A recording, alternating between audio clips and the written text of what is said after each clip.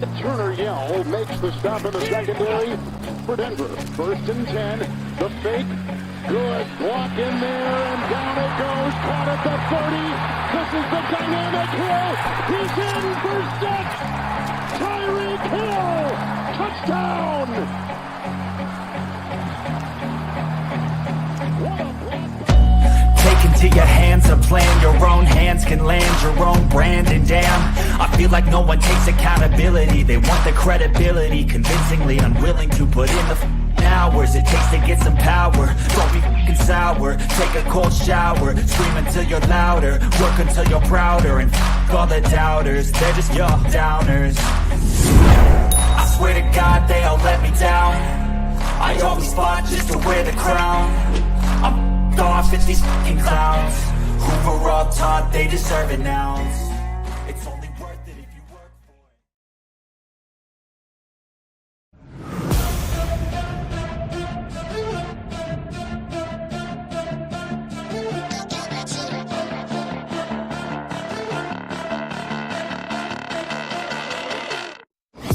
Got a monster inside of me, you better watch out. If your enemy's a road ahead of full prophecy to be the greatest beast the world has ever seen. I feed him every day like the bones clean. I feed him all the hate and he grows me. And he gets claws real big, gets off quick. And if you cross him, you might drop dead. Metaphorically, of course, settling the score. Never getting bored, lots of blood and gore. Always wanting more freedom from the source. They don't really listen until they feel it for the party. And if you start shit, you be heartless in the darkness. Torn apart quick, you left scars ripped. You be chewed up and discarded. And this world ain't right, won't accept it. Negative energy, I expect it. Once it's in your mind, it's infectious. So fight for your life and reject it. You better give me space, I'm protective. My adrenaline spikes when I'm threatened. And if you stay in my way, I'm aggressive. Cause when there's no exit, I'll kill when I'm desperate.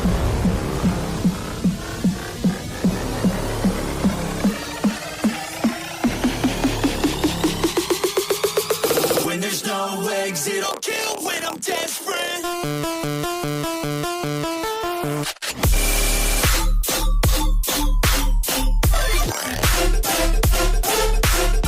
Let's go.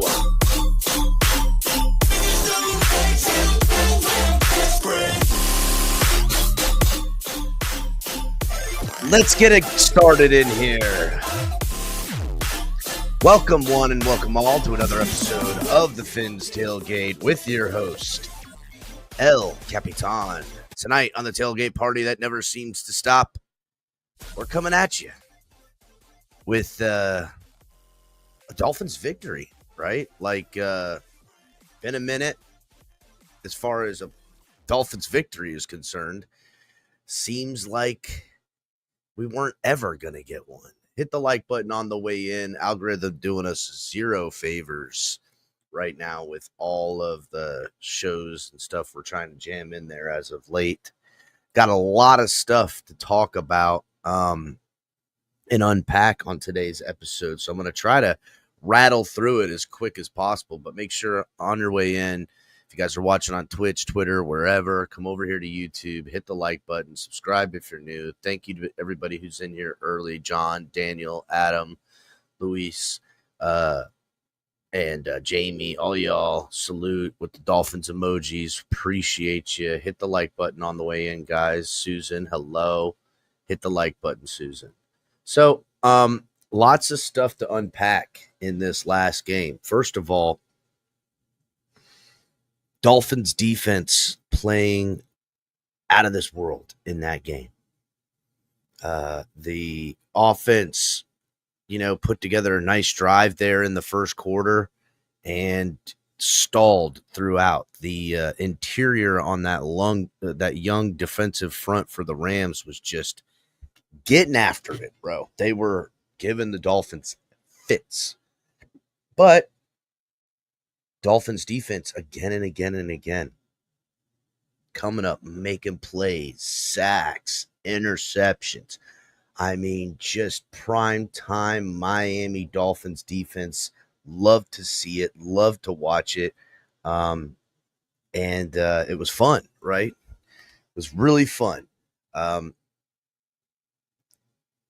But would like to see a little bit more out of my offense in that. I'm having total deja vu saying this in a victory, but if that's what I'm saying, right, and I'm literally repeating words that I said a year ago, if I'm complaining about what the offense didn't get done in a victory, that's at least something I can live with, right? Shout out to Miss Relentless, a member in the hood. What's up, Miss Relentless? And Duke, and what's up, Duke? And Woo back in the crib. What's up, Woo? Salute. Woo, woo. Over there watching in the is it New Zealand or Australia? You're in Australia, not New Zealand. Cap for life in here. Hit the like button, everybody, please. So yeah, guys. Again, right? A lot to unpack. Great win. I guess what we'll do is I'll break it down. I've got a couple of bullet points here. I got some other stuff to talk about. Dolphins made a signing today. Interesting types of things coming along. I'll put some audio of some stuff. I mean, I got an action-packed show here for you guys. So just give me a quick second and get right back to here. There we go. So let's get into it, right? Quick recap. Oh, you're in New Zealand right now. All right, sweet. Word up.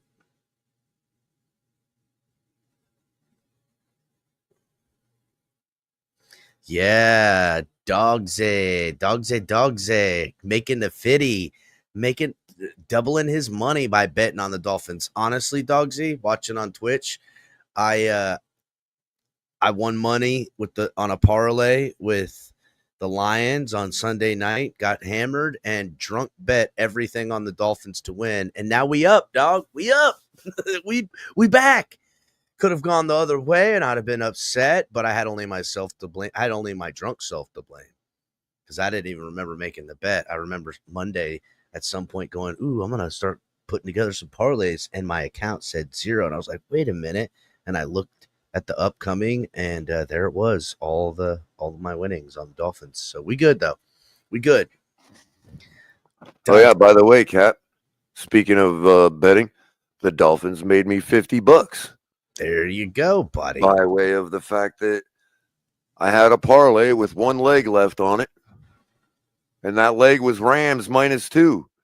And Hard Rock offered me a cash out of $50 I on remember. a $5 bet. So And I took it because I didn't trust the Rams beating us.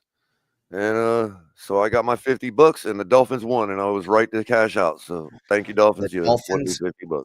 The Dolphins didn't make you feel dumb with going with your heart, Exactly. your head. So awesome. Shame on me for even having the Rams -2 on that parlay. I'll tell you what, I would have been I'd have been over the moon if Jalen Wright would have gotten 13 more rushing yards, because that would have put together another parlay I had, which I would have tripled my money because it was crazy. But whatever, c'est la vie, as I guess the French say it. Who knows, right?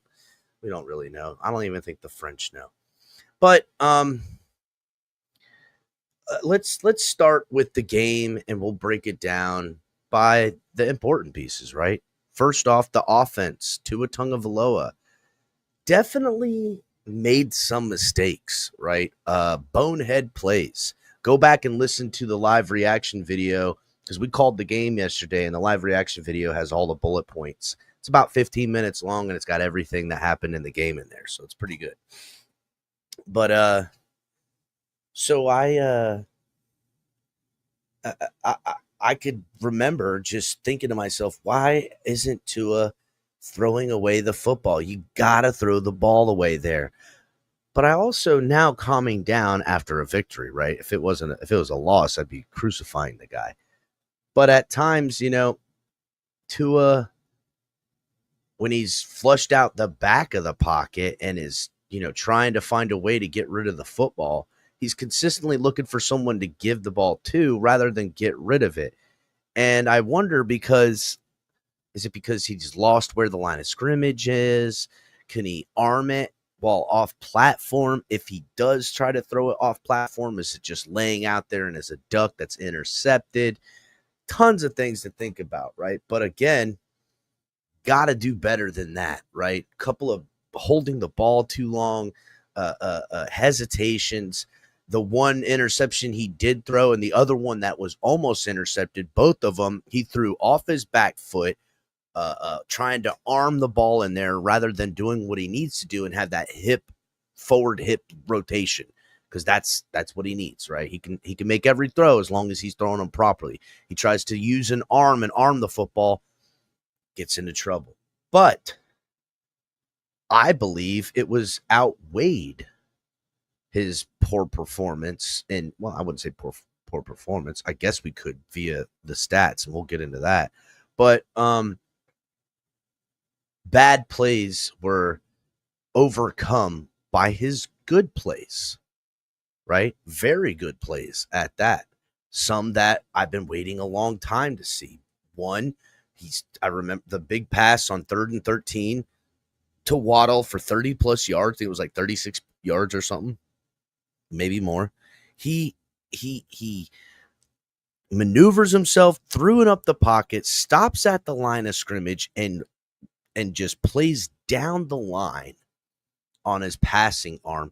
It draws up the linebackers, and Waddles just sits because there's no one around him for 10 yards minimally, and they're going away from him. And Tua able to get outside with some space and not arm the throw, but mechanically throw it to him, and it was caught. And it was just a big boy play that I want to see from Tua more often than not, right? Like that's the next progression in this offense and execution of it, that I don't need him to do it all the time. Matter of fact, I need Tua to play more like the Tua I know, with the clicking and the timing, and it's happening, and we got him on their heels because he's just facilitating.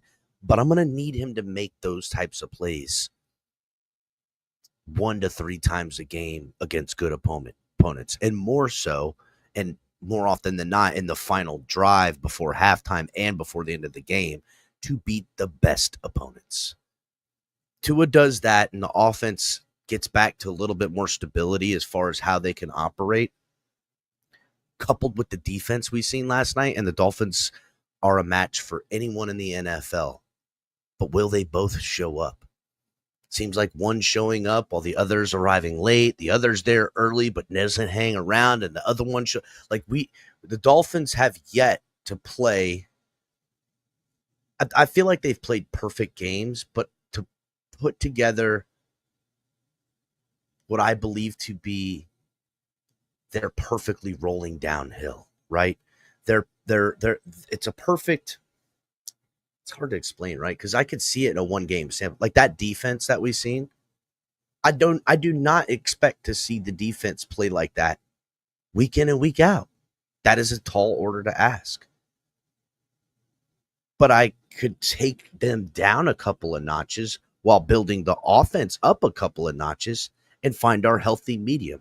And where we need this team to operate is that the defense on its worst days can always be overcome by the offense by having a better day than what it's regularly getting, and vice versa. Offense having one of its worst days, but the defense rising up and getting the Dolphins through a victory. What we just kind of seen the other day, right? And the offense doing their job, living. It's a new set of downs. Forget all the interceptions, forget all the fumbles, forget all the bad snaps, forget whatever's happened, and push through. Because I'm telling you right now, and thank you, Color, for sending me this, but Tua's QBR last night was 32.2%. Traditional passer rating for Tua is 89.4. He's 25th in the NFL right now with 50.3 QBR. That is not the Tua we know, right? And to that extent, I expect it to settle in a little bit more. But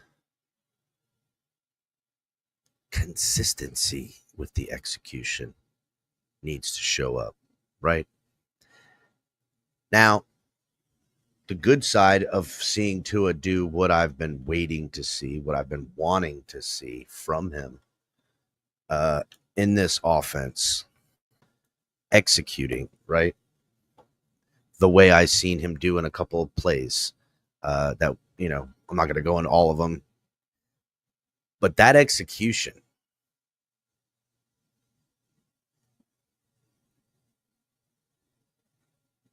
comes at a price, I believe, because when Tua's playing, okay, when I say come with the price, I'll get to what I mean in a second, right? But this is why I want Mike McDaniel and Tua to find and the Dolphins offense to find their groove again, because I don't want to ask Tua to do too much, but I want to be able to have that to lean on when I need it, right? Because there's games in which offense is playing great, defense is playing great, but you're against a great opponent, and you're going to need to do something to make a play to change this game. And the quarterback, for all you can hate it, but I've been saying it for years, he has the most likelihood to make that play happen because he's the man literally with the football. And what I mean by that is when they've got him dead to rights, pocket is collapsing, right? And the linebackers are coming up in case he comes out. And Tua does what he did, reaches, sets his feet, and uncorks one that just takes the life out of you. And it does this in a manner because you're like, what? It's nobody's fault. This guy just made a play, and no one could stop it. You can't scheme against it. You can't. You could try to prepare for it, but the only thing you can do is prepare for it mentally to not let it affect you and come back out and answer. But that's hard even to prepare for because when it happens and you're just caught in awe, like, how the hell did this guy do that to us? We did everything right. The play call was right. The execution was right. He just slipped the tackle, stepped up, rolled out. Next thing I know, I'm running around in coverage for 2 seconds longer than I ever anticipated. And that's an eternity inside of a play. And he takes the top off of us. And now the guy that caught the ball makes a play, and they went 65 on us. And now we're down by 9 points this far in the game. Now the coaching staff is buzzing on the sidelines. Now the defense, the offense, everybody then what they try to do is try to do too much. And they end up shooting themselves in the foot. Guys jump off sides trying to make a play. Guys come off their assignments thinking they're gonna rob the ball underneath or something. Offensive running backs, they don't go down when they should and try to just live for them. They try to fight a little longer and the ball gets punched out. That's when mistakes are made. Okay? And to put that type of a pressure and apply it, it's going to take game-wrecking plays from your quarterback more often than not, right? The defense can help as a whole. But Tua's showing me at least he's finding a way to start tooling up that arsenal. Now, I will say this. The downside to that is that when you need a quarterback to, like everybody in the NFL does, we're not alone in this. When you ask a quarterback to, or when you depend on them and they want to be a leader, which I know Tua is, you get plays that look a lot like this. They look like that. Where Tua, trying to make a play, trying to do a little too much, throws an interception, and now here he is trying to make a tackle, diving at the legs of the returner on defense, putting himself in harm's way. And yeah, it's a football move, right? It's a football move. It's part of the NFL. The sad fact of the Miami Dolphins reality and Tua Tagovailoa's reality is that that's the type of move that he takes a knee to the head and he's out for the game and potentially out for weeks, and the Dolphins are spiraling all again. Right? And we're going to talk about Chris Greer later. But I mean, how do you tell a guy to not play football? How do you tell him not to do that? I don't know. I mean, look, if Tua Tagovailoa becomes a guy who can get 1 to 3 concussions every year and still play and keep the Dolphins competitive and get us in the playoffs and make noise, then fine. If he's going to be that dude, I don't know. Maybe we're learning something about concussions. Maybe he is the type of guy that has a propensity to get concussions easier, but it doesn't affect him as much as one would think it would. I don't know, right? Again, that's where the crux of my worry for the future with the Miami Dolphins is injuries, right? But we'll put that a pin on that. The thing is, when I look at Tua make this play right here, we are critical and we are worrisome as Dolphin fans.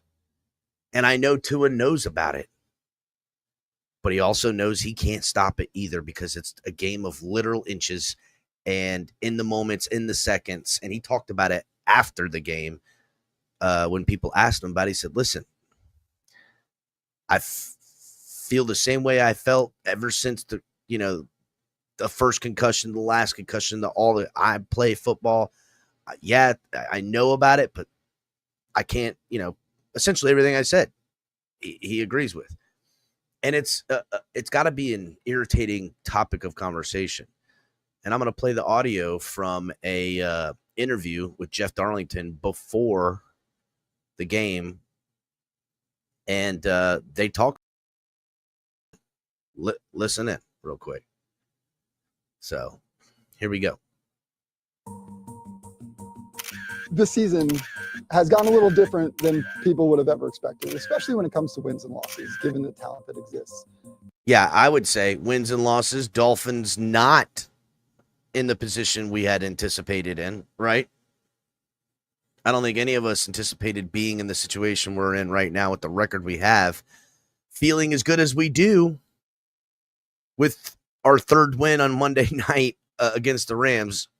Dolphins only a game and a half out of the wild card. Now that could stay that way even if they get 2 victories, but I promise you the gap will close if we start rattling off wins.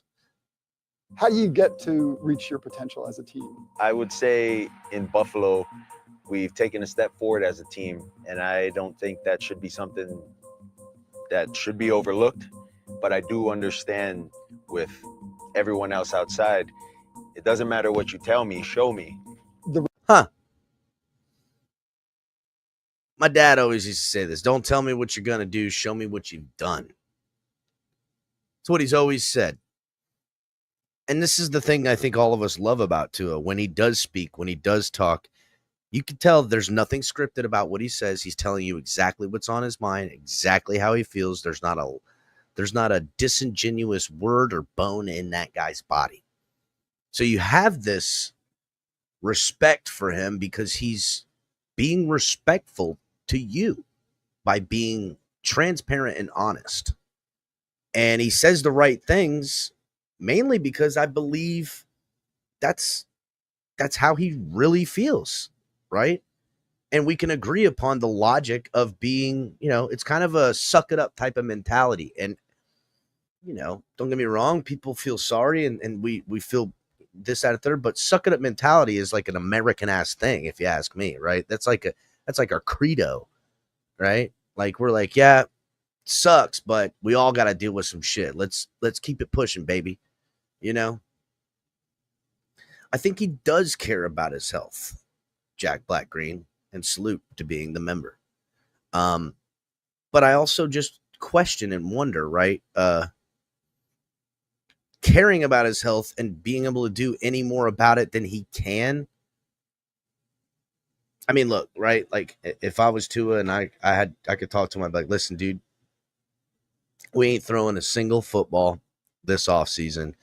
We ain't doing none of this nonsense. We're putting you on what does he weigh? 220. We're going to have you eat 245 grams of protein every day. It's 250 grams of protein every day, along with a tailor-made diet. And we're going to put as much muscle as humanly possible on your neck, back, and shoulders. And we're just going to yoke you up, son. And then we're going to learn to throw with this with the nut with 10, 12 more pounds on you. That's what I would do, right? Like, just rock this kid out, bro. Because that's, I mean, fuck it. What do you got to lose? Anyhow, let's continue. Record isn't great. How do you get into a mindset that you can still get the end goal in play here? Well, I would say there's a lot of guys that have been on different teams that have started the way we've started or worse and have come out in the end with a different result than what things look like sort of within the first half of the year. Now, that could mean a couple of things, right? Because I'll tell you what, 2 weeks ago, 3 weeks ago, the result of the first half of the season at that moment is blow this up, burn it to the ground, fire everybody. A couple weeks later, sentiments have changed. Come the end of the season, that could seem like a distant memory, talking about blowing it up, and anyone being a part of that type of talk could be like, yeah, I guess you really can't blow this up, right? Maybe just a retool. And that's what time can do, right? But we'll see. And Joe Riss says he put on 30 pounds this summer. 0 concussion since. See? I know what I'm talking about, Joe. Know what I'm talking about.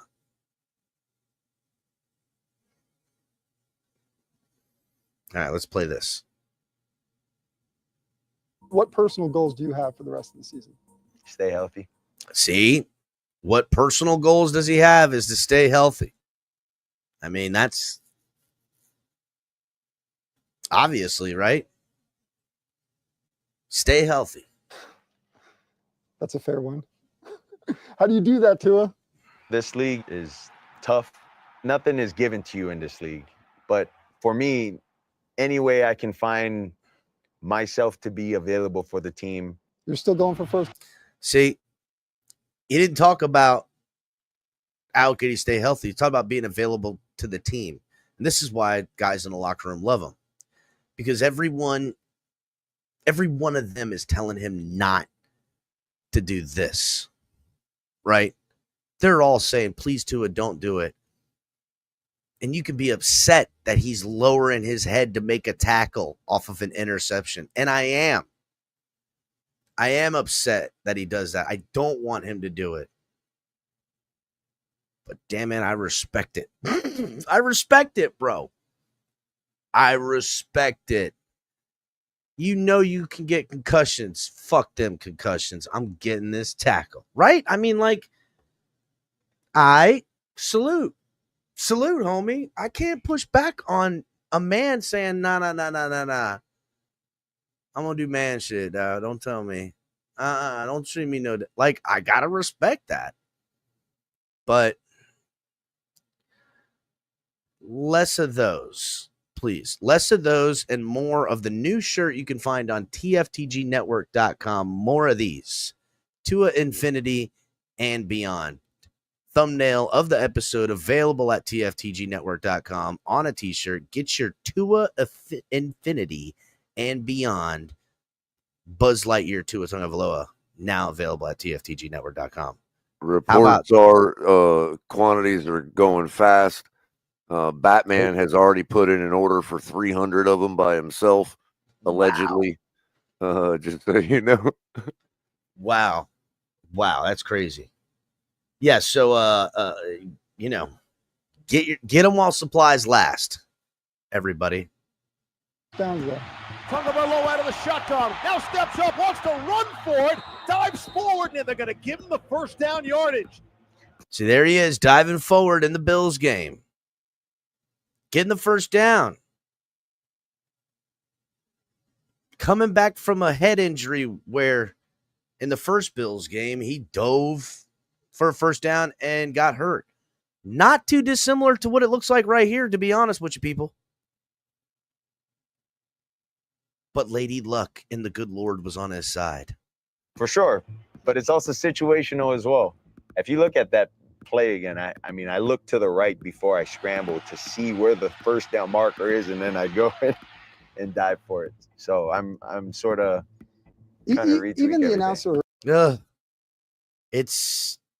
It gets us a little queasy, to quote Joe Philbin.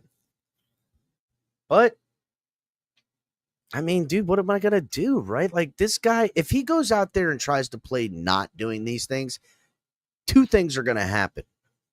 Maybe both will happen, but one of these two things are definitely happening. One, he's going to suck. He's going to suck at doing his job and can't do it. Or two, he's going to suck at doing his job and end up getting hurt.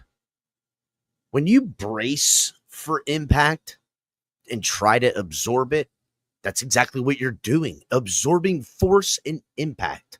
This is simple physics, people.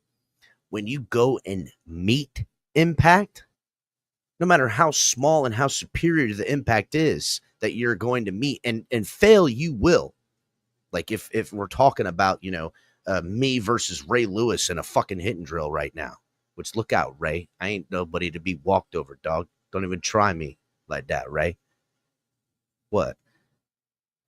But if I sit there and let him tee off like I'm going to absorb it, it's way worse than if I went out to meet it.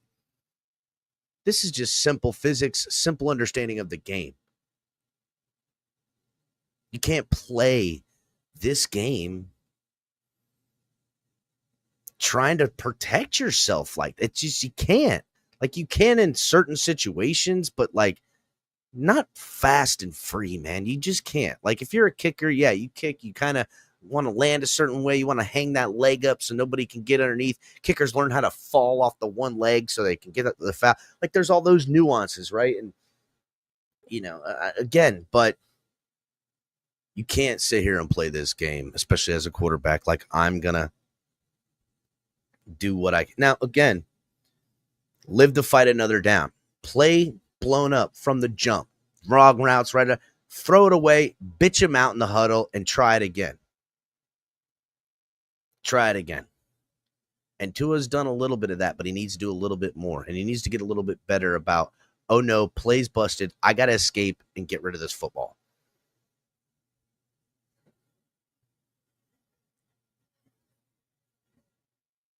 So let's continue. Was like, oh no.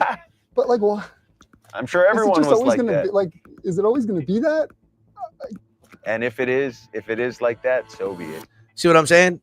Tua's like, yeah, if it's going to be this way, so be it. I love that answer, honestly. If it's going to be, I got to live and die by the sword, but I'll be back. So be it. And you know what? At this point, the way things are shaping up, the absolute cliff dive the team takes offensively without Tua, we don't have any options. The only true real option would be to address quarterback in the draft next year with a guy, I would say, as high as the second round. And I wouldn't really want us to be fishing at the bottom of the barrel in the 6th and 7th rounds. But draft a guy handpicked by Mike McDaniel that you guys think you can mold over a year or two's time and then some behind Tua. I don't care. Draft somebody in the first round, late in the first round. If you move back and get some extra capital and you want to take someone in the first round because that gives you 5 years with the 5th-year option to groom somebody to be the replacement potentially for Tua, or at the very minimum, there to execute at the highest of levels with a potential other future if Tua continues to go down. The team doesn't pitfall. Now, if, say, the Dolphins decide that guy's in the 4th or 5th round, well, then I suggest you also, because a 4th or 5th rounder versus a 1st or 2nd rounder is going to take a little bit more time. That's just the nature of the picks, right? Guy could be completely athletically exactly what you're looking for, but has some catching up to do with the way the NFL game is played. Whatever. And I'm fine with those options too. A little bit longer term of a project. Fine. But then you need to go and get like a Jimmy Garoppolo to be the backup.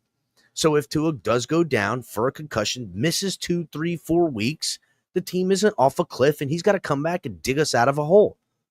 There is sensible options for the Miami Dolphins to take this offseason when addressing this backup quarterback position. And I'm telling you right now, is Chris Greer, he better get this right, because I'm going to talk about Chris Greer in a little bit, but he better get this right, because the Dolphins need to quit pussyfooting around and do the damn thing and do it properly. Because we cannot, Chris Greer, Mike McDaniel, Tua, none of them will survive another season like this, another failure out the gates like this. And they might right the ship. Might still right the ship. Shit, we might go on a freaking 9-game run and end up in the playoffs and make some noise. But that still will not forgive how we got to needing to make that type of run happen. At least I won't forget it. There'll be plenty of Dolphin fans that'll put their heads in the dirt about it because they love Tua, love Mike McDaniel. I'm going to give it to you real. But there has to be some learnedness into the previous mistakes. Because if they do say, oh, we're going to run it back 2025 and not address the quarterback position in the way I know they need to, and it fails, then you all are idiots. And failures 3 times, 4 times, 5 times, a million times over, and we do have to clean house. Because I'm seeing the person that continuously stubs their toe on the same piece of furniture that's out of place with no feng shui and still not smart enough to move it. I can't respect an organization that's going to continuously cut their nose off to spite their face. For what? For what purpose is it at this point? Tua's got the bag. He is El Jefe up in this bitch. Stop. Just stop. Do what's right for the organization. You're letting down the other 52 members of this team by not doing that. So I'm going to move on. We're going to finish up this little bit of an interview. And you suffer the concussion. The season obviously changes very dramatically when you suffer the concussion. He's going to run with it, puts his head down, and he looks dinged. What was the experience like from the second it happened to the moment you returned? I know what the experience is like for me. Second it happened, I'm like, oh my God, here's our worst fears imagined. And then for up and down without, we held out hope for a few weeks. They were like, all right, Skylar time. Let's go, Skylar. We can hold down the fort till we're going to come back. Dolphins win 1, 2 of these games. We're going to be in good shape. 2 will be back. All right, we're going to hold it down. And then we watched Mike McDaniel. We watched Skylar just get manhandled and taken out, and now he's on IR. And then we are looking for whatever we can, Tyler Huntley's of the world, to help save us. And Mike McDaniel had a complete inability to downgrade his offensive game scheming and get whatever quarterback up to speed to execute his offense. It was a shit show. The only win we got without Tua was against the Patriots, and I've said it a couple of times. It is the most demoralizing win I've ever experienced in anything in my whole life. It's like going to a slot machine. I don't even know how to say it because that's me personally. It's like a participation trophy. That's what it's like. That's what it feels. It's like fuck you. Give me that. Ugh. Ugh. That's what it felt like in that win. That's what that felt like. I hated that win. I'll always hate that win. Let's try to wrap this thing up. I would say from the second it happened, obviously not a good feeling being out there on the field, knowing the situation, trying to do all I can to get the first down, not knowing, can I slide in this situation? It was 4th down. Could I slide? Do I have to go for it? See what I'm saying? And you got to respect and love it about the guy. He's not thinking about, oh, I got to protect myself. He's like, it's 4th down. I need this first down to win the game. It's what the people that love Tua so much. It's why I understand, right? But it's kind of like if you love something enough, let it go. And if it comes back, it was always meant to be. And if it doesn't, it never was, type of situation, right? Like, they're doing harm with the overwhelming amount of love and not facing to reality at times. Not wanting to have these tougher conversations.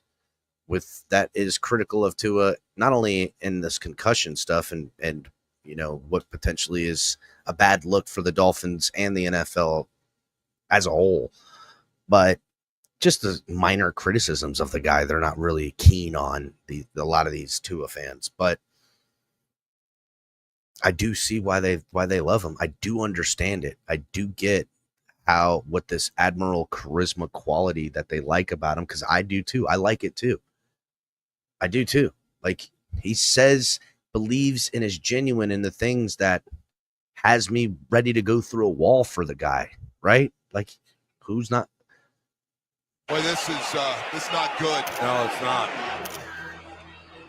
I ended up making the decision that obviously everyone that has supported me and everyone that doesn't support me that has been looking and watching that game, would be like, dude, what are you doing? The reality is, Tua may be able to play. The question is, should he play? And that's a harsh question. And it's one that's going to continuously haunt him until one of two things happen. One, the concussion stop for whatever reason, right? It's a diet thing. It's a sleep thing. It's a hydration thing. It's a workout thing. It's a routine thing he figures out to limit them in a massive, massive difference than we've seen. Or B,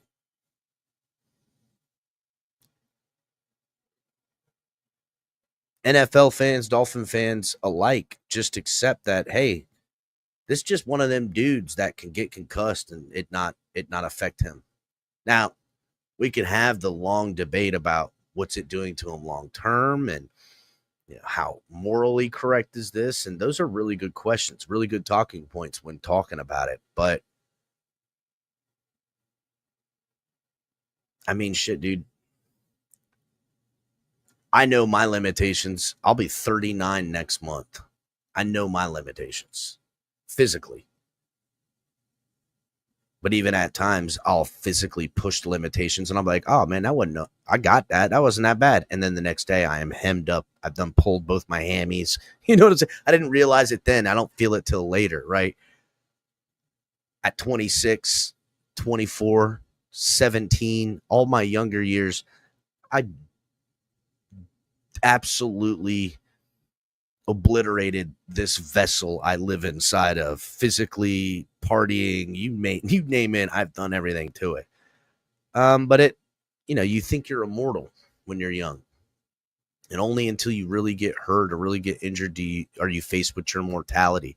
Crazy thing is, Tua did take a very, very big injury that was super hard to overcome with his hip, and the psychological strength, the mental fortitude of him to overcome it and be where he's at today is, I guess it's not really looked at him as much. And I should be a little bit less surprised to think that this guy will die on that field.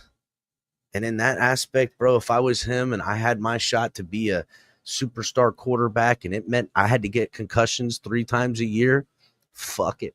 That's where I'm at with it too, dog. Fuck it. I don't care. Give me my money. Let me do what I was meant to do and what God made me to do on this rock, and let me just fly, bro. I'll deal with that other shit later. And you know what? The other shit later might be so bad, or it might not be bad at all. None of us know the future. Or do you? But there's a real moral compass, conundrum, quagmire, if you will, that we all find ourselves in when we talk about these concussions with Tua. And when I look at a game and how he played yesterday and some of those giant plays that he made, I need that from him. But I also know that puts him in positions where when he's playing like that he's going to step up in the pocket and, zip one down over the heads of people and do the things. I know that's championship style fucking football, baby. That's the big dog stuff. That's what I want, that big dog stuff from him. But you can't have him do that and not expect him to be doing this. And honestly, do it all. Just don't get injured, please, for the love of Lord. That's all I can say, Color. I got a quick question that hadn't occurred to me till just now. Please. Do we write stories and get all aghast and freak out in the movie theater when we see an actor or an actress smoking a cigarette and really inhaling. I mean, what if they weren't smokers before they became actors and they get addicted because they had to do a couple roles where they smoke cigarettes? You know what I mean? Like, nobody's going to them and being like, you know what, you should really think about the long-term ramifications of what happens after your Hollywood career is done. You know, it's going to make you a little leathery skinned and whatever else. And you know what I mean? Like, nobody's doing that. Yeah, I get it, but it is a little bit more, people can get injured, and they do. We know people can get right. Well, if we're talking about CTE and all that and the possibilities of it, I mean, people shorten their lives every day by smoking, and we don't walk around wagging our finger at everybody. I mean, some people do, but I just call those people assholes. You know what I mean? I'm picking up what you're putting down, right? I'm picking up what you're putting down. I'm just saying, right? Like, again, like, and here's an interesting take, Color. Is Tua Tagovailoa single-handedly? They talk about him being the poster child to CTE, and he doesn't want to be that. He says it later in this interview. But is he single-handedly destroying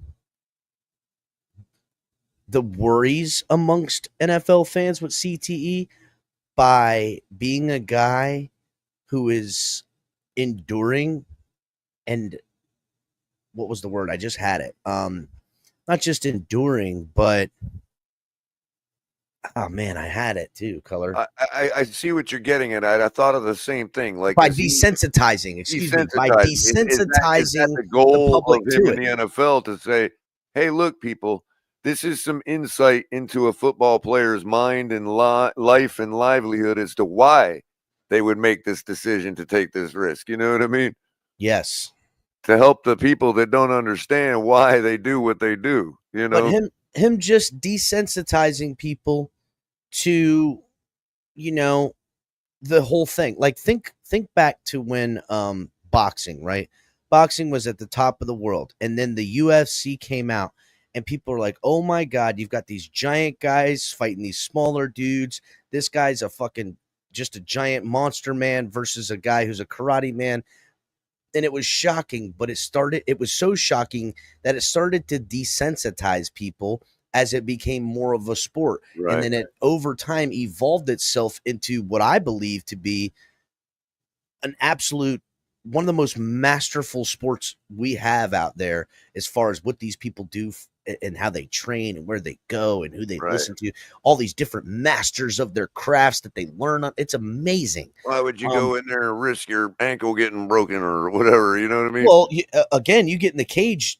Right. Chances are somebody's going to sleep, you know? And even this, how about this, Color? You didn't go to sleep, but you still got kicked, punched, and kneed on for 25 minutes in that championship game. Like, that shit ain't good for you either. But nobody's going at them. You need to retire because of the CTEs. Now, when I watched Chuck Liddell go back to back fights and get tagged in the face, and that last one looked like it didn't even get him that hard to put him to sleep, I was saying, yeah, he's cooked. His button's pushed, and you can't unpush it, right? Right. And guess what? He said that to himself. Like, I'm fucking done. Got nothing, dude. Button's been pushed. Tua's not there yet. And until he is, I have no ability to tell him what to do, because if I was him in his situation, I'd be doing the same fucking shit.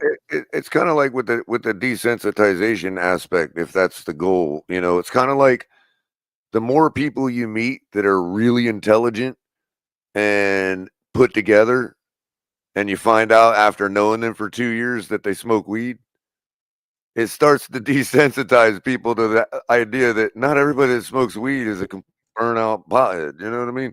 Yes. Another great example, right? So, gonna try to get through this last little bit. Let me get through.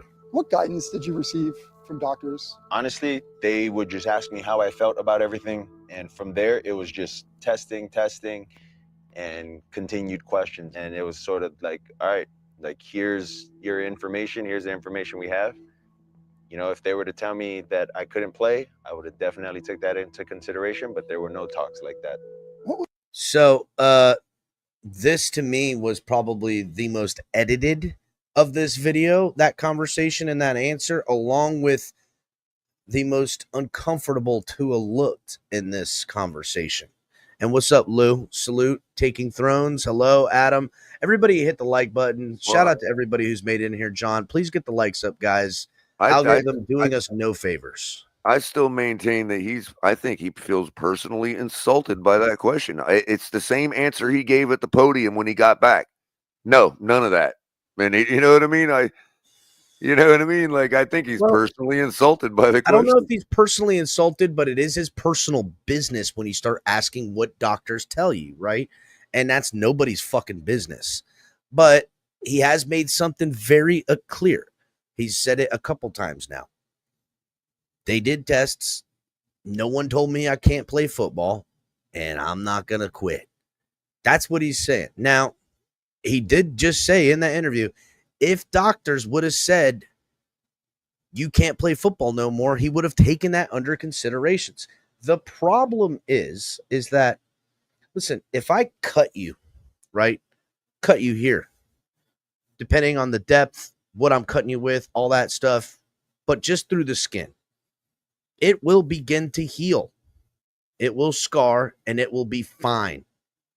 And you'll never, it's not any less skin. It's not going to rip anymore. You know, it's not like, oh, that skin's forever going to be where you open up all the time.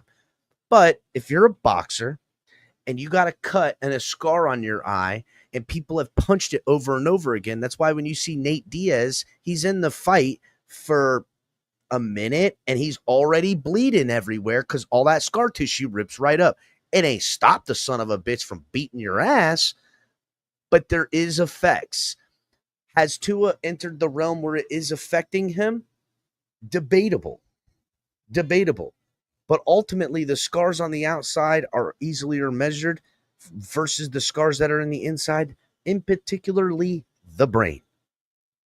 And that's just it, man. I don't know what the science is not there. We don't have the technology to make a determination. And if the man is doing everything we've got the technology for and he can play, then by God, get out of his motherfucking way. Get out of his way. That's it. That's all you can do. The oos is loose. The oos is loose. Let's continue. What was it like, though, for your family, for your wife, to go through that? Jeff Darlington with the real fucking hard questions. I don't remember this part. Jeff Darlington grilling Tua. What's your wife think? It was not fun. It wasn't good. You never want to see someone that you love on a field or in a ring, in a cage, or in whatever profession they're in get hurt. What role did that play? The fact that you're a husband, the fact that you're a father? Tua keeping it extremely PC. I'm sure the wife has a lot. Listen, as a married man myself and all those men that are married, you know the wife had a hell of a lot more to say than that. It definitely played a role, that's for sure. I had that in the back of my mind. I love the game of football. It's what I've done since I was 4 years old. Tua looking left, now back to the right, has some running room, throws it, caught for the touchdown. Did you have moments where you... Color, Woo back, and people in chat are asking for an oos is loose. The oos is loose t-shirt. Can you text that to HB? We'll get that made up on TFTG Network pronto. The oos is loose t-shirt coming soon to TFTG Network. Probably going to be there tomorrow. You realize this is the right choice? It never stuck in my mind that I was ever thinking of retiring. Whether the doctors told me that or not, it would have just been information for me. With what I was doing, working out week to week, I'm in here every day. It's like a no-brainer. Like, what am I working hard for then? Your perspective. Yeah, again, never has it been in his train of thought that, this is my last time playing football. And listen, bro, last time playing football is fucking heartbreaking. And you see it when these guys retire after, long tenures and I mean, they all have the same reaction. If a piece of you dies, dude, a piece of you is dead. A piece of you that is such a big part of you that guys like myself and those that I surround myself with and beyond, those in chat, that's why we're here, right? Like, it's a primitive thing. It's a part of not human, it's more animalistic in that we need it. We need it. We need this competitiveness. It's healthy. It's good. It's what it is what makes us human. But I think it's more on the nature side. It was like, I'm returning unless I'm told otherwise, but you were never told otherwise. Correct. See, the one thing this interview did kind of nail home was I'm coming back because the doctors didn't tell me I can't come back. And they've circled back to this. Doctors say it's good. I'm A-okay. Now, one day that might be different. Doctors might say no. In which case, we'll deal with that then. Right? But until now, Tua, healthy. Throws it to the corner, and it's caught! Tyreek Hill, touchdown! What a throw by Tua. What do you want to be known for? I can tell you what I don't want to be known for. The poster boy for concussions, that is for sure. That's what he doesn't want. Didn't say what he wanted to be known for. Said what he doesn't want to be known for. The poster boy for concussions. And I don't blame him. I don't. But I do worry about, Tua is a religious man. And I worry about one of the deadly sins of pride. Right? And, I know Tua probably lives by the words that the Lord never gives you more than you can handle. But also he will test your faith. And testing his faith with probably something that is a test for him is his pride, as it is for all men. So I worry, right? I worry that, I just don't want it to end like that. But I also don't want I don't want to live in a realm where it's continuously being this way. Yeah, I know, Ryan AP. That's it. Dude will die on the field. And to me, what's up, Crypto? Salute to Crypto, who's been on a national tour of Miami Dolphins football, watching them in LA, Miami, New York, and Buffalo. Crypto making the Trinity and coming out with a victory from the West Coast. Salute to you, Crypto. Use a real one, motherfucker. Use a real one. So, coming up around to the hour, hit the like button, subscribe if you're new. Make sure you guys are going to TFTG Network and getting the new To Affinity and Beyond t-shirt and checking out all the great stuff we have here at TFTGnetwork.com. Hit the like button, subscribe, all that good stuff as well. Get ready to dive into a new world of online shopping with the Fins Tailgate. Whether you're a die-hard sports fan or just looking for the latest fashion trends, we've got you covered. With a wide variety of products from your favorite sports teams to stylish accessories and home decor, we're your one-stop shop for all things tailgate. Our easy-to-use website and hassle-free checkout process make shopping with us a breeze. Plus, with frequent sales and discounts, you won't want to shop anywhere else. So come on in and join the party at the Fins Tailgate, your new go-to destination for all things tailgate.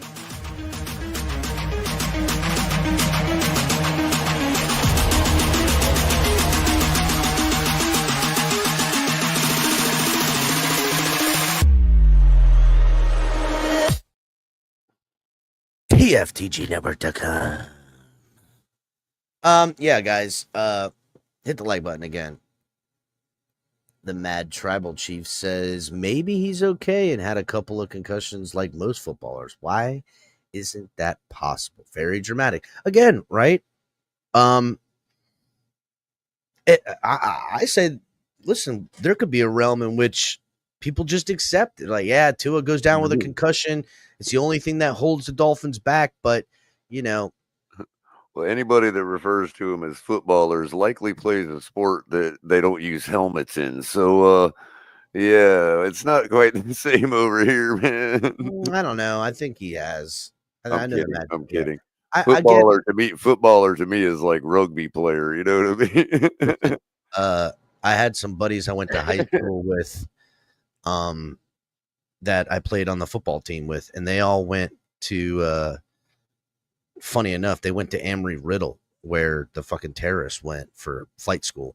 But that's like not too far where I was living in Daytona at the time, and they were all on a rugby team. And I went out there and did some rugby with them, and I was like, yo, this shit is fun. I loved it, but I'm like, at 19, 20 years old, I'm not looking to blow my fucking knee out on this field. You know what I'm saying? Like, I liked it. It was fun. But the dudes just were a bunch of meatheads that if they got a hold of you, just really, you could blow up and you can outrun a lot of them and stuff like that. But, Well, it's pretty much like triple option football, just played continuous, like soccer. That's right. That's a great way to put it. Stop, you know what I mean? Look, Color, he did say he played rugby his whole fucking life. Look at that. See, y'all are used to doing that with no helmets, though, man.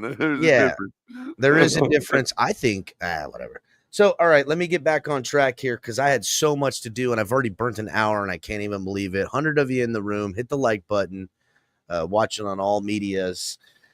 Let's get to it, right? So, Mike McDaniel. Well, let's close the book on Tua. Tua, again, made some mistakes, but made some plays that ultimately were greater than the mistakes he made.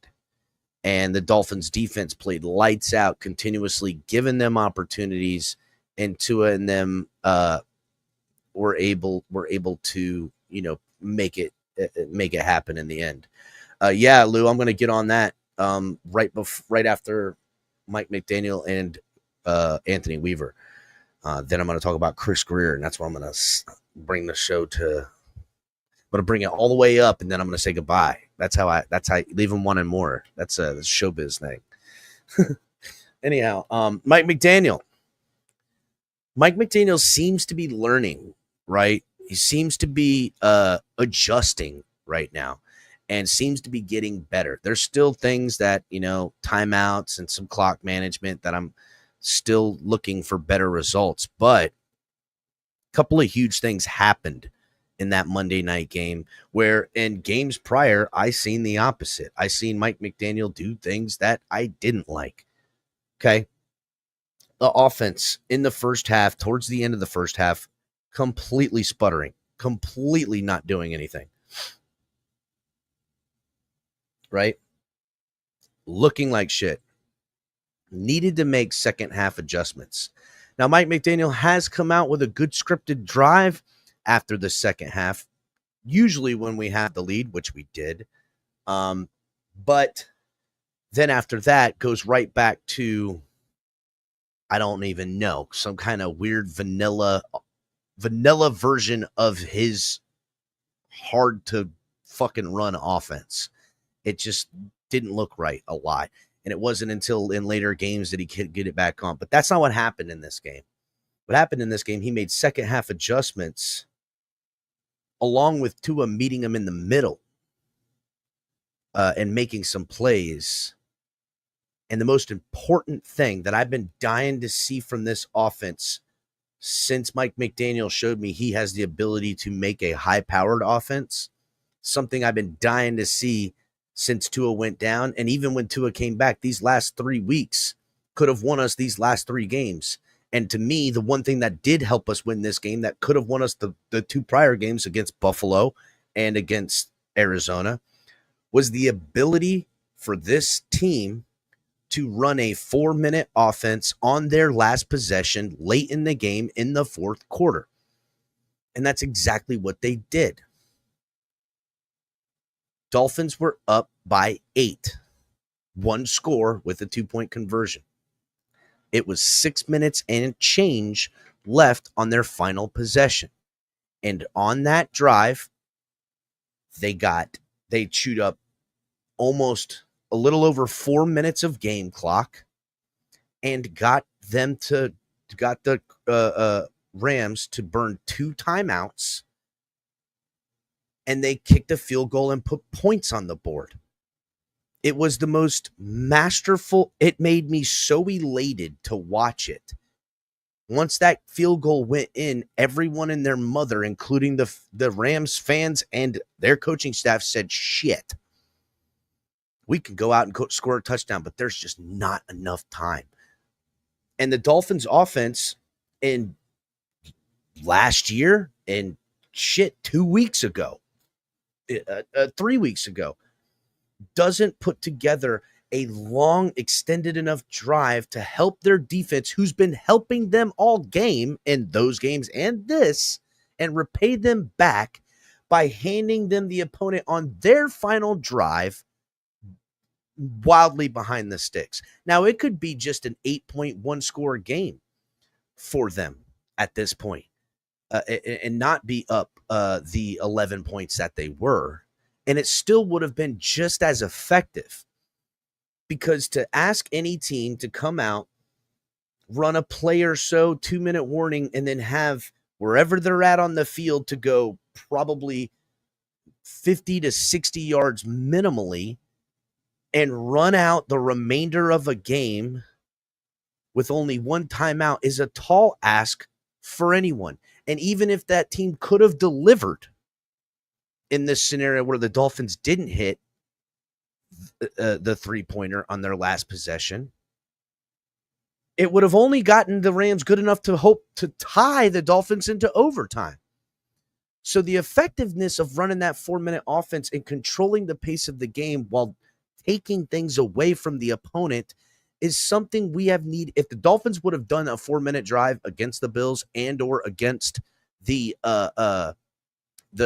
Cardinals, they would have won both those games.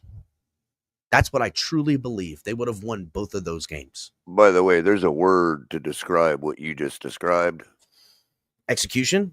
Well, no, that's what got you there. Oh, but once we kicked that field goal, and even like you said, if we wouldn't have kicked the field goal, they'd have had to get a touchdown and a 2-point conversion to just tie it. Yeah. What they call that is domination. Domination. It's gamemanship. Mike McDaniel showed me and has shown me in the last month, from the last Tyler Huntley game where he really stuck to the run, right, and didn't start abandoning it too early. Again, he did abandon it too early, but I saw the progression, right? What Mike McDaniel has shown me is that he's learning how to become a head coach and not an offensive coach, an offensive-minded head coach. He seems to be understanding better how to manipulate from his head coach position to use his offense to help his defense, that helps his offense, that helps them win fucking games. That's what it is. And that's what I need to see from him. And I'm starting to see an offensive coach who got the job to be the leader of a team go from offensive coach and leader of the team to becoming hopefully a real head coach. And I'm proud of it. I'm proud that he's done it. And I hope that the team, I hope he has enough time between now and whenever decisions need to be made to earn himself more time by showing progression.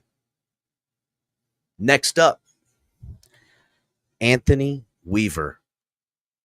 Ooh, we got a real one, ladies and gentlemen. This is the best defensive play caller we've had in the building, not named, or we'll just say since Brian Flores. His creativity, timed blitzes, personnel packages are far and away better and more creative. And I mean, dude, look what he's dealt with as a first-year DC. A team that he had limited ability to make adjustments with, right? Definitely had a lot of input with the linebackers he wanted around here. We're going to get to that. But their first choice in offseason pass rusher, Shaq Barrett, pulls out. They then Chris Greer pulls a rabbit out of the hat and gets Calais Campbell. We're going to get on to Chris Greer here momentarily. But Zach Sealer was out for a couple weeks with the eye thing. They lost Jalen Phillips, never have gotten Bradley Chubb, playing a rookie in Chop Robinson. Chop Robinson is making strides in his rookie year. From what I can tell, he does not look like the kid that we got. He looks like a kid that has learned and progressed. And Anthony Weaver being a defensive mind, defensive coach on the line, that's his specialty. I got to attribute that type of growth to him.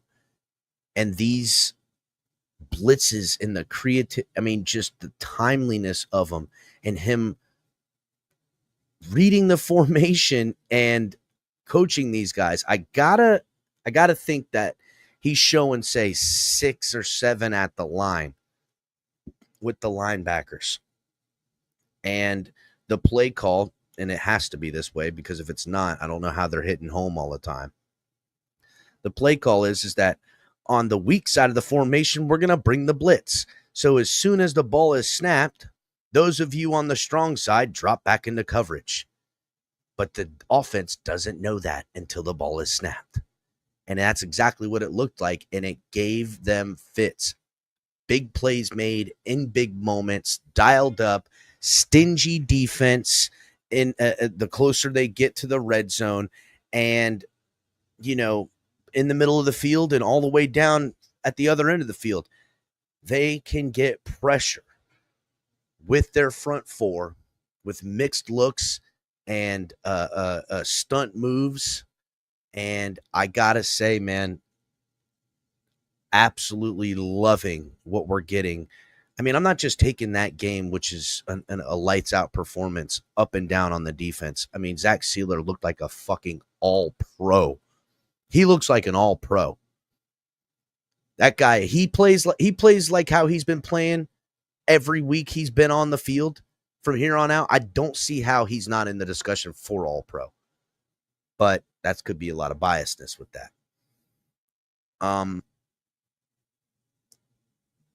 When I talk about stability with Mike McDaniel being a head coach and having what I believe to be stability in the scheme already on offense, minus the adjustments he's needing to make that I'm seeing, that coupled with what I'm seeing out of Weaver these first couple of weeks of this season, or the first half of this season, I feel very good about the identity of this defense and what Weaver can do with a couple of years drafting and grooming guys up in this system. And I feel pretty good with Mike McDaniel transitioning to offensive designer, offensive play caller, but also having the offense run its system so he can be the head coach to bounce back and forth. I'm feeling very good. Now I get it. But I've been taking the good things I see in these last couple of losses, and I'm taking it in a total scale. I gotta see more, but right now all of that is trending right up. So that brings us to the next and final point. Can we stop with the hate on Chris Grier? I'm asking you people in chat. Is the Chris Grier hate still on the table, or is it time to start reconsidering how much people hate Chris Grier? I've been the biggest Chris Grier supporter. Now, there's been plenty of times where I am upset with him, but Chris Grier is the devil I know, and I'd rather stick with the one I know versus the one I don't. That's what I believe. And I've always been a Chris Grier supporter. You guys can go back to Jump Street. I've always believed he had a plan. He knew what type of offense he wanted. And, really, it's the type of offense he's been drafting for back when he was the lead scout. The one that Ross wanted since firing Sperano and hiring Philbin, what they've been trying to build in here. And I thought Chris Grier had the ability to build through the draft as well, probably more importantly, through free agency and gathering the pieces to build the offense that they want to have here. And I also think he had a vision for the defense. And if you don't believe that he hasn't had a vision to the defense, look at Brian Flores, look at Vic Fangio, look at Weaver, and tell me the similarities that are in the way these defenses play. Then look at the pieces he drafts and what their strong suits are and what type of defense they want.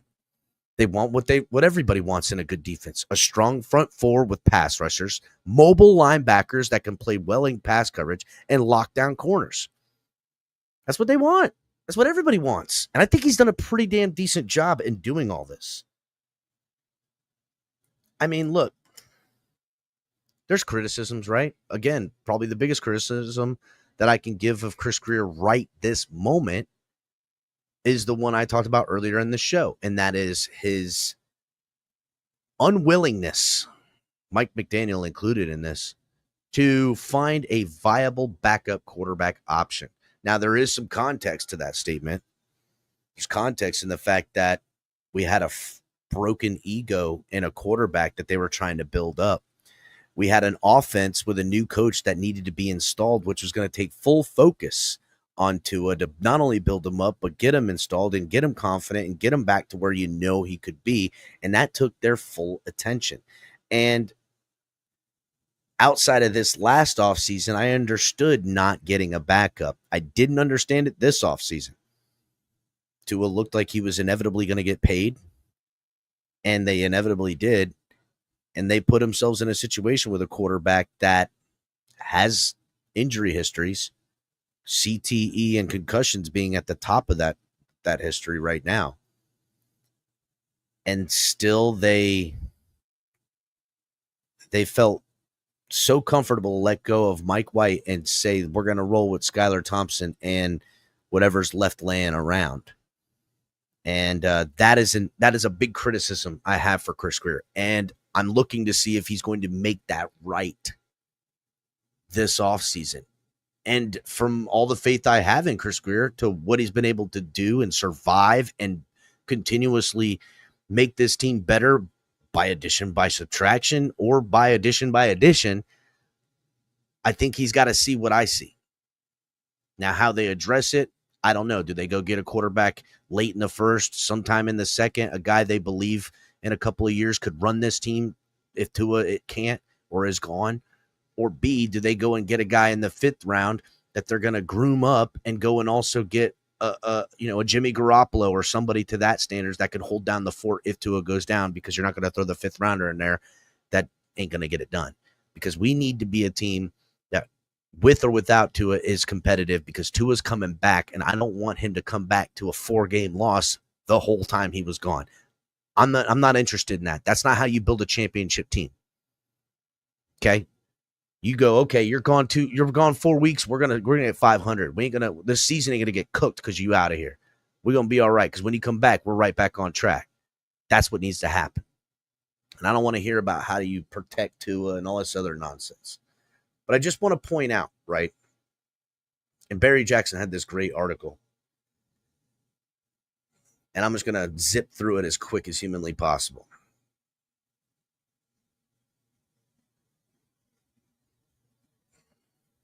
Talking about how Chris Grier had a big night on Monday.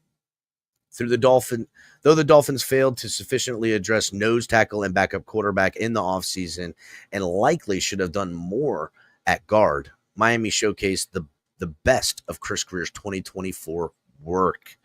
Number one being Calais Campbell, who's been a menace with a sack and a tackle for a loss and 2 passes deflected, including one that led to an interception. Tight end Jonnu Smith, who had a 33-yard catch and run that was clutch, dude. That hit and run. That's a Chris Grier pickup right there. Receiver Odell Beckham Jr., who caught a big converting 3rd down on an 11-yard reception. That was huge. Jordy Brooks, where's Jordy Brooks been all our lives when with us struggling at linebackers and that shit? The guy, for the money and what we signed him for and brought him in, Jordy Brooks is a grand slam. Continued to be a very solid player at linebacker with an 11 tackle night last night. Pro Football Focus rates him the second best Miami player on defense on Monday, Jordy Brooks. You know who else? I mentioned this on my show earlier, Cap. Jordan Brooks' is over-under last night for combined tackles 10. Was 7.5. Wow, he crushed it. Smashed it. You know who Look else? for that for all you bettors out there need something extra to put on your parlay. Look for him in the future. If they keep that around 8 or 9, they'll smash it every week. Honestly, I'm gonna be looking into that color. I like that. Quentin Bell is the highest rated player who played in limited time. But I tell you what, as soon as Quentin Bell was on there, you noticed him. And that's a guy that they brought in here. Chris Greer found. Okay. Though another person that they're talking about, Aaron Brewer. Now, wasn't his best night, but Aaron Brewer has 344 snaps on this season, and he hasn't given up one sack. I repeat, Aaron Brewer, who I was so against, I thought this was a massive mistake. And there is still some anchor problems and some out of position things at time. And there has been a bad snap here and there. But all in all, I'm not upset with the money we're paying our starting center and the money we've attributed to him being the starter this year, next year, and the following year. He's under contract for the next 3 years. So, and they can get out of it. The next guy. Oh, also, PFF rates Aaron Brewer the 4th best center in all of football right now.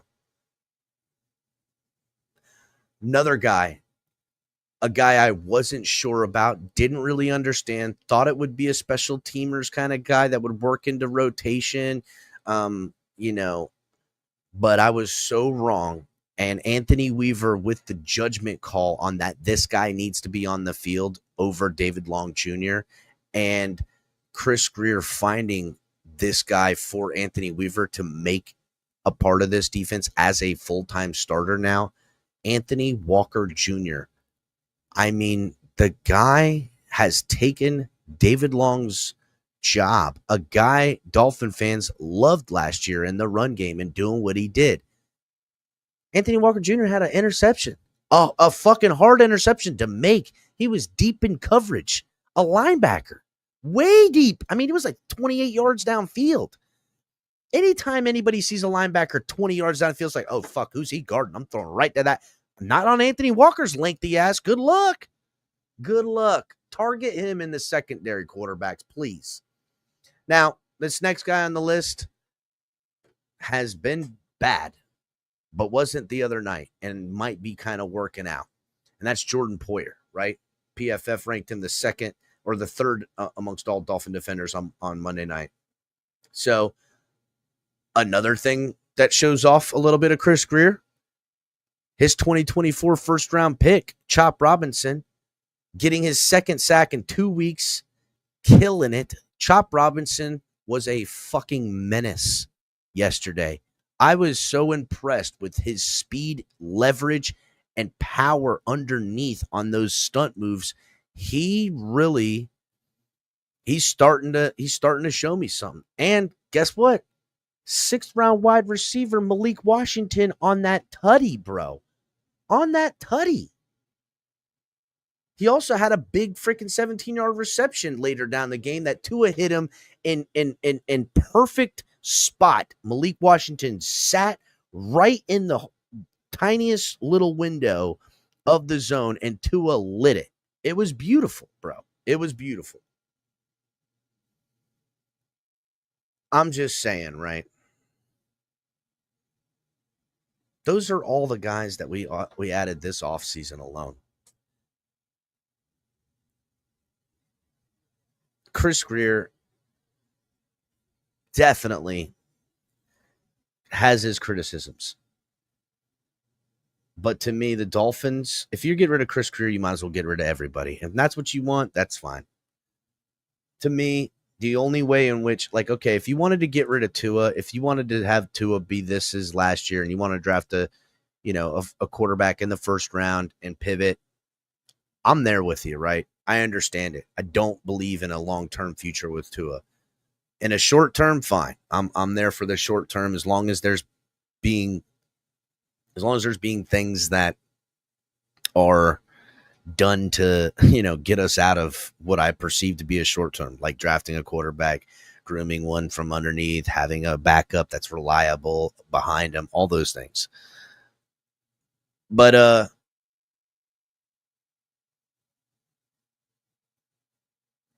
all in all, that would be the only big change you could make. If you get rid of Mike McDaniel, then you're going to get rid of Tua.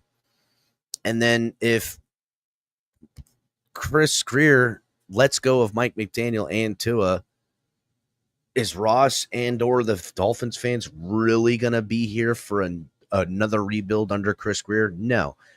It will always be the shortest of leashes, for lack of a better term, for Chris Grier to get it right again, in which case he wouldn't make it 2 years before he would lose that job anyhow.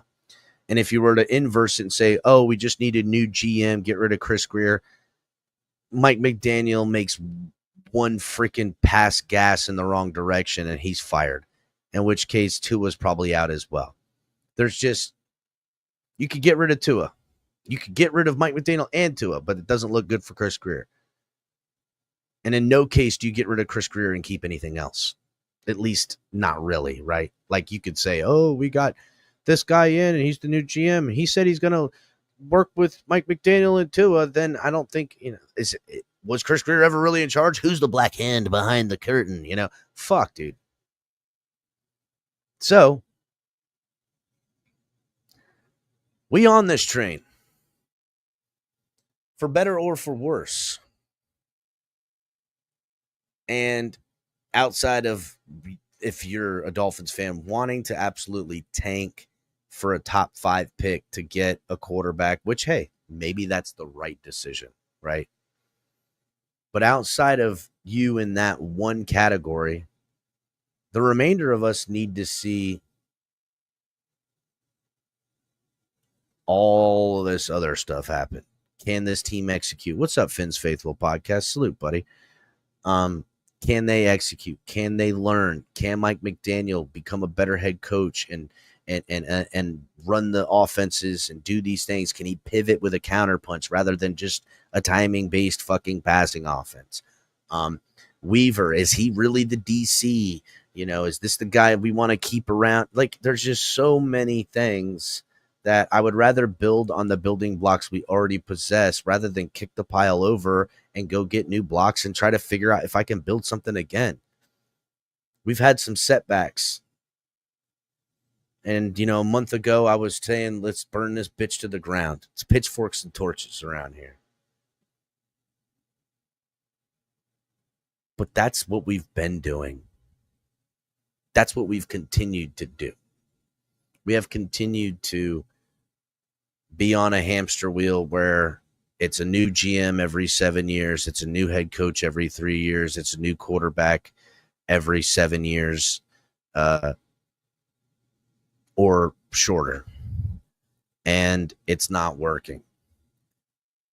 At least with this GM and this coach and this quarterback, I feel like they're building offensively something that can become the identity of the Miami Dolphins. And that doesn't mean Tua's the identity. It means Mike McDaniel sticks around here for 10 years running his West Coast offense and has 10 years to build and manipulate and change the identity of its execution. And that becomes an identity of, you're facing Miami Dolphins, kind of what to expect, but you know that you're going to have your hands full with all of what Mike McDaniel is and what they possess. And Anthony Weaver, build what he's got, do what he does. One day he'll leave if he has enough success and become a head coach somewhere. But if that becomes our identity, the defense that we possess, and we're drafting and getting free agents like Brooks and what's his name? Walker. And these are the types of guys and aged veterans that can execute like Calais Campbell to be gap fills for the young guys to start picking up the slack like the Chop Robinsons. But we have an identity on defense. When Anthony Weaver leaves, hopefully we have somebody in the ranks we bring up, and that's the next guy. And now we're an organization that lets go of their DC, that lets go of their OC, and other teams make their head coach, and we get compensatory picks, and we have a tree, and we have a little bit of juice, for lack of a better term. This is ultimately what the Dolphins organization needs to get to become one of these teams.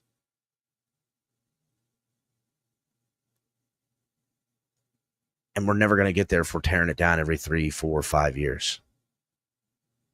If we're not going to let a young coach like Mike McDaniel learn for 5 years, then what we will ultimately see Mike McDaniel, if we fired him year 3, if this was his last year, then I give it 4 to 5 more years later, we're watching him as a head coach to a different team,